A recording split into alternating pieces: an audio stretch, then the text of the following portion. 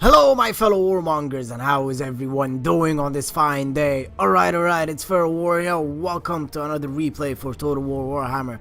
So guys, in this game we're going with Empire versus Bretonnia, and we're actually facing off against Oklahoma, with the guy with the vampire army from the previous replay.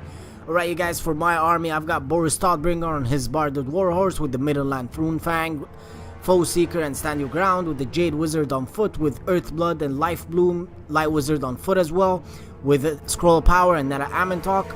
2 Spearmen ranked up to rank 5 just to cover the back, help out with the range, defense and get some anti-large damage in.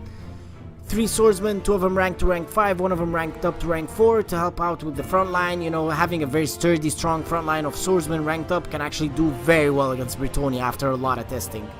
Flagellants and Sigmar's Sons, because you can never have an Empire army without Sigmar's Sons. It is just not feasible.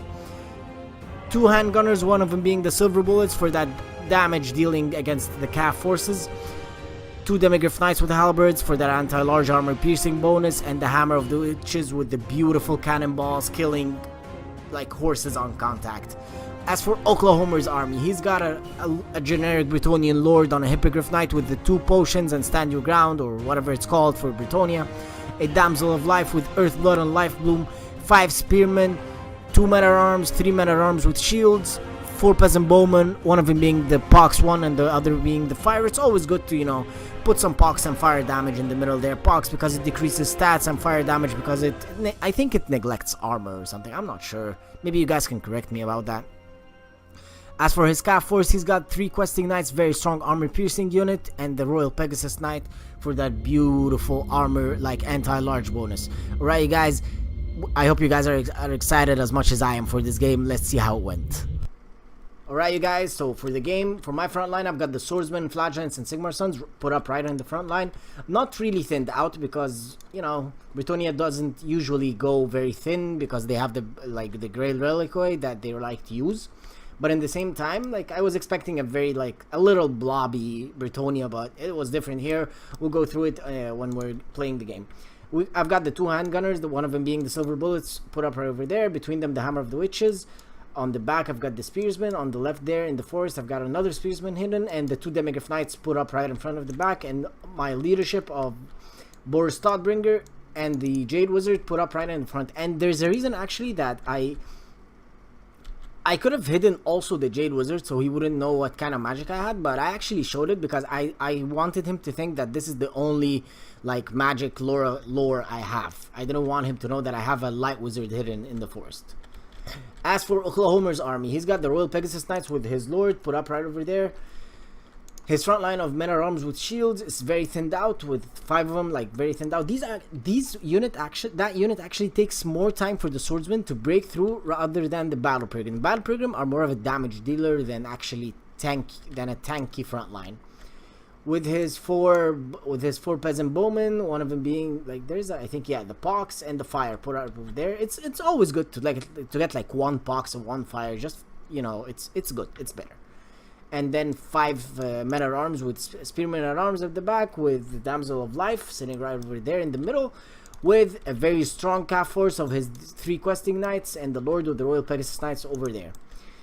So when I saw this, the immediate thing that I got in mind is okay, he can actually, with very thin lines, he can surround me and come from the back of my unit. So I was okay, first thing I'll do, I need to thin out my line.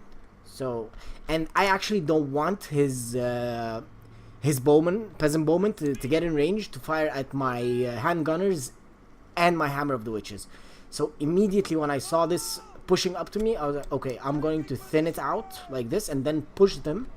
So the Peasant Bowmen will not be able to get in range to fire at my handgunners, because if they did and fire at the handgunners and the Hammer of the Witches, it's just whatever anti-calf thing I have going on back there, it's gone. I cannot do anything against that very strong Calf force or that very strong flying force, or we're over on the other side.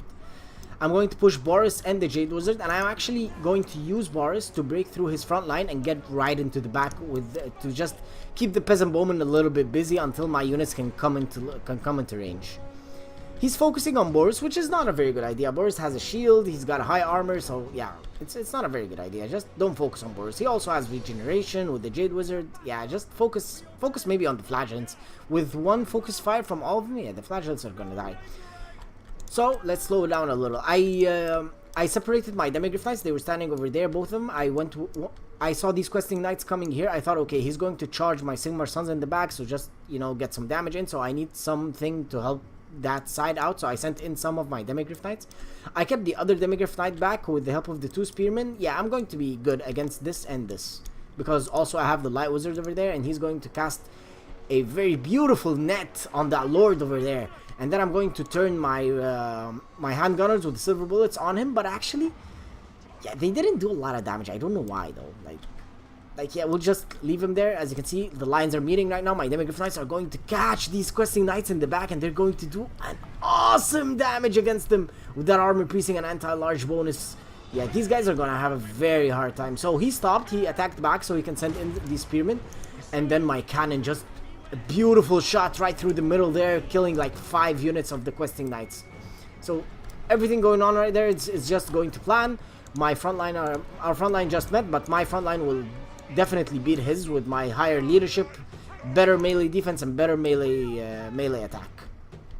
His questing knights at the back are still at the back. He's taking it very slow with him. I'm not sure why, but yeah, maybe he knows I have the Light Wizard there. I don't know. So he went in with his Lord and his Royal Pegasus Knights on Boris, and actually, Boris is, for some reason, all his charges didn't come through. Like, yeah, that charge came through, but his Royal Pegasus Knights, his charge didn't come through. But now Boris is surrounded with Spearmen, Royal Pegasus Knights, and the Lord. But now that beautiful rear charge from the Demigryph Knights immediately broke these Spearmen. They're attacking the Lord, they're attacking the Royal Pegasus Knights with the help of the Swordsmen. They're coming in as well to help them just, you know, push through this blob over there and get into the Lord. As for the back lines now, I casted a net right on these questing knights. We'll send in some of the spearmen to help out, but then these questing knights broke through. They're coming in very close on these 2 riflemen. They're going to get like a couple of, you know, Last Samurai kind of shit going on over there. Come on, another volley, another volley. Do another volley. Ah, fucking cowards. Whatever. So yeah, they're running away. Going to send the spearmen in the forest to help them out. Was a little late on this. I should have sent them a little bit earlier. He hasn't seen those yet, but he saw them now. So he's going to actually keep his questing knights in this fight, which is, yeah, it makes sense, you know. Like, you want to keep these silver bullets and the handgunners busy. You don't want them free to do whatever they want, especially with the Lord fighting my Lord and the Demigryph Knights fighting the Royal Pegasus Knights and all that. Sigmar Sons went a little bit too far over there. We'll send them in from this side to pressure on these peasant bowmen and the rest of these units. My Demigryph Knights are locked in a very bad place now with spearmen attacking them from the rear and the questing knights attacking from the front. But I was like, okay, if I run now, they're going to get more damage. So I was like, okay, I'll keep them there fighting these questing knights until they break them, and then they can just run away. Questing knights over on this side, these spearmen took care of them. The other spearmen took care of these guys, but with the, oh man, the Hammer of the Witches is doing a lot of good damage on them. With 23 kills, all cav. This is a beauty, like half a questing knight unit. Like, yeah, the questing, I think they're 45. Yeah, they're 45. Half of them like already got destroyed by the Hammer of the Witches. So I'm quite glad with how things went at the back line. Yeah, like I didn't protect them that well, but yeah, it went well. They got a lot of kills. They did some good damage on the Lord, you know. My silver bullets, they got 4 kills. Yeah, 4 kills. That sucks. That's very bad. I didn't know that. I'm sad now. Whatever. So my Sigmar Sons are pushing from the side over there. Just I wanted to pressure this back line over there, so he has to run away with his peasant bowman. I was like, okay, the only way I can protect all this with Boris is I blob up. I hated myself when I did that. I was like, okay, I need to blob up now. Yeah, I used my Demigryph Knights to just break through the spearmen, and then until my swordsmen get into range. But he's going to get the upper hand on me here and just charge the Demigryph Knights from the back. The Demigryph Knights are getting in a lot of damage on them, but I had the Jade Wizard like very close. Thankfully, I had him close. He casted an Earthblood, and then the questing knights at the back over there, they're getting destroyed by the spearmen. These other questing knights over there, they already broke and ran away. And now it's just like these questing knights are the only valuable unit now with their demise and the Royal Pegasus Knights' demise. It is just going to be very, like, a lot for the Bretonnian peasants to handle on their own. It's going to be a mass shatter, and that is it for the game. All right, let's check the stats, you guys. So as you can see, like, my front line did quite good actually. Look, 106, 94, 111, 79, 116, while his front line 2, 24, 9, 13, 8. They sucked. They sucked. That was very bad.